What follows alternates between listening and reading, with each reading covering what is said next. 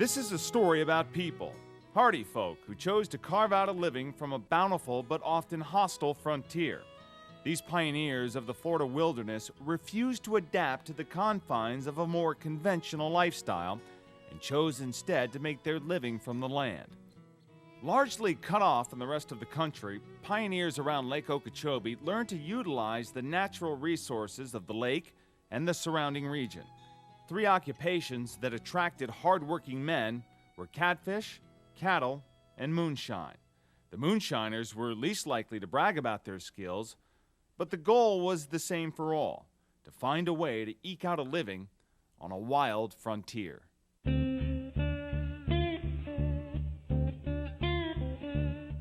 this day, there are still men, tanned and tough, who venture out onto the big lake at the crack of dawn to set their trot lines, come back home to a late breakfast, and spend the day repairing equipment. Pete Shockley is one of those men. I get up at 4 o'clock in the morning, and I leave here about 4:30. We get down there at the lake, and I got a light up there in the bend that I hook up on my bow light, and I'll be pulling my lines. And around probably about an hour and a half after daylight, I'm up there knocking my fish and getting them off. So when I get that bend there full of fish, I got to take the shovel and dip them back. Because see, the boat already sunk 3 times on me because it was overloaded in the front. Some people say, well, you only make $30 a day, but that $30 is honest money. Pete is carrying on a skill handed down to him by his brothers, his father, and his grandfather. There are few men who hit the water with as much tradition behind them as Pete Shockley. If you're in a school of fish, you can get between 300 and 400 fish to a line. But they'll be baited with ivory soap tonight. You bait them with ivory soap because they got a sweet smell to it. And they got to sit in the water for a whole day before you catch any fish because it puts a scent out on the water. Catfishing is often a family affair. Wives and children share the chores and come to enjoy the freedom and anticipation of a big catch. Born and raised here, mom and dad born and raised here. It's just us. That's just what we do. Now, I wasn't always in this. Leo's the one that got me in this. His family's the old catfishermen. They come from Cross Creek, Florida. Once it gets into you, though, he told me if I ever started fishing with him, I would never want to work on a job again, and it's true. Because you're your own boss, you do what you want to. We out there on the lake, you know, you get out there off to yourself, or you and the Lord, just have a good old time. Fishing them lines, some day you catch fish, sometimes you don't. But it's on average, you make a living at it. You got to work hard.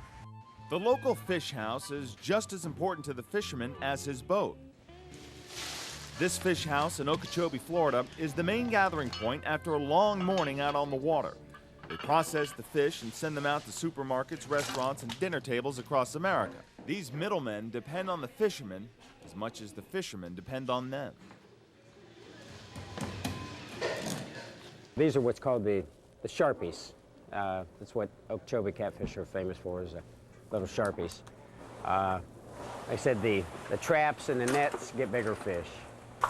What he's doing now is he shovels the fish into the buckets so we can weigh them up. Catfishermen who harvest wild fish have to compete with fast-paced technology. Fish farms can create a regulated and controlled environment.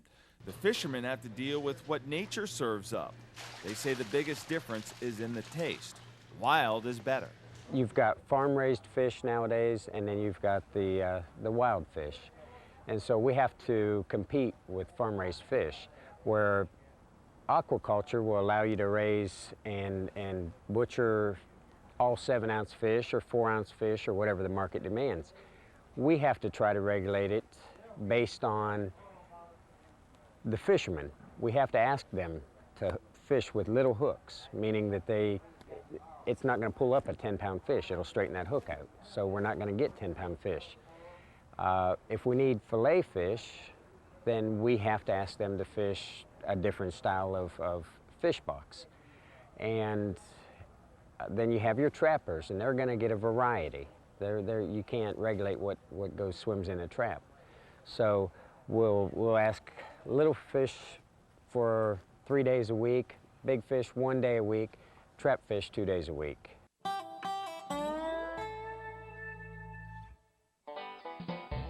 Making moonshine can be justified by calling it one of the folkways of a certain culture, or it could be classified as another way to make some cash, which was often hard to come by on the frontier. Seems like there was no real stigma connected with making it. Retired Okeechobee judge William Hendry says they were usually good neighbors.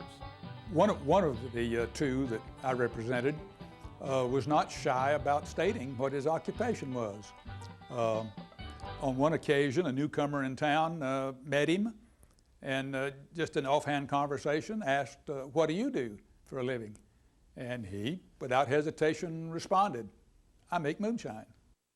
Moonshiners and lawmen engaged in a cat-and-mouse game in the backcountry. The feds were faced with going into a small, insulated community to enforce a law the locals weren't too keen on seeing enforced. The public didn't really frown on those folks. They didn't, like I say, they didn't assume or take the position that that was a serious crime. You see, being a federal offense, it was not dealt with in our local court system. So local people didn't have to serve on those juries. In the end, it wasn't the law that turned off the moonshiners' taps. The repeal of prohibition and the widespread availability of legal liquor helped put the brakes on a misunderstood yet profitable trade for Florida pioneers. Just to the north of Lake Okeechobee and stretching up to Orlando lies the Kissimmee Prairie, a vast grassland that makes up the largest wet-dry prairie in the world. Popular legend claims that cattle came to Florida with early Spanish explorers like De Soto. These Florida cattle, often called piney woods cows or cracker cattle, were tough. They adapted well to the heat and native grasses of Florida. Running through the heart of the Kissimmee Prairie was a trail cattlemen called the Peavine. It ran from near present-day Kissimmee south through the small community of Bassinger. The extended trail ended at the shipping docks in Punta Rassa on Florida's west coast. Today, the old Peavine Trail has been either grown over or paved over. Beatty Mae Thomas comes from one of the first pioneer families on the trail. Spring roundup and fall roundup. They gathered all those cattle up, marked the calves. We didn't have all these conveniences. We had a wood stove, pumped your water, had your little outhouse. In the 1930s, Beatty Mae married a homesteader named Edgar Thomas. The two settled on a piece of land along the Peavine and built their dream house. Edgar has since passed on, but Beatty Mae still lives in a house that hasn't changed much over the years. As Florida's cattle trade grew, the Peavine Trail became more like a cattle highway, and that meant a lot of good-paying work for cowhands who could expertly move the cattle to market. A Florida cowhand knew that at the end of a long drive to the coast, a payday was waiting for him. These men were more than just hired hands.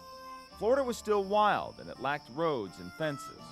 Only a seasoned cowhand could navigate the wilderness and drive the cattle to the coast. Bill Roberts was one of those men. I worked in 30 counties while I was cowboying, day working. A day worker doesn't do anything he can't do off his horse. So it's strictly horseback. You know, you're gathering cattle, you got your dogs and you got your horses, and you're doing the kind of work that the average ranch hand don't do but just twice a year. Bill wasn't only skilled in moving cattle, he could find them and drive them out of the hammocks and swamps where they had taken refuge. Well, the cow hunter, there's probably not many cow hunters left, but the cow hunter goes back to the days when there was a lot of wild cattle in Florida. 50 some years ago, I hunted cows, and there was a lot of wild cattle. We trapped cows, we caught cows with dogs, and we roped cows. And we got a lot of them we gathered on halves. Some of them just so much ahead. As vast and unsettled as the Kissimmee Prairie is, things are changing. They don't drive cattle across the prairie, and the Peavine is long gone. One thing that hasn't changed is a love of the land, of independence, and the pioneer spirit instilled in these 20th century pioneers by their forebears.